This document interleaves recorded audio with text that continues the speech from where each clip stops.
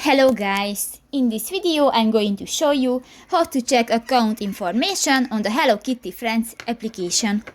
But first of all, I just want to mention, please don't forget to subscribe to our channel, because at 100,000 subscribers we are going to show you our YouTube revenue statistics and growth strategy, how to make money online.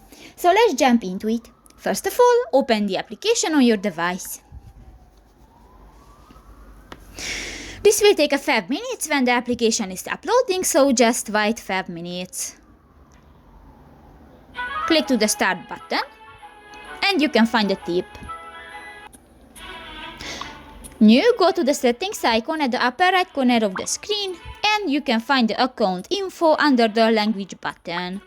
And you can find your account ID and authentication code, and you can copy if you go to the account ID copy or code copy option.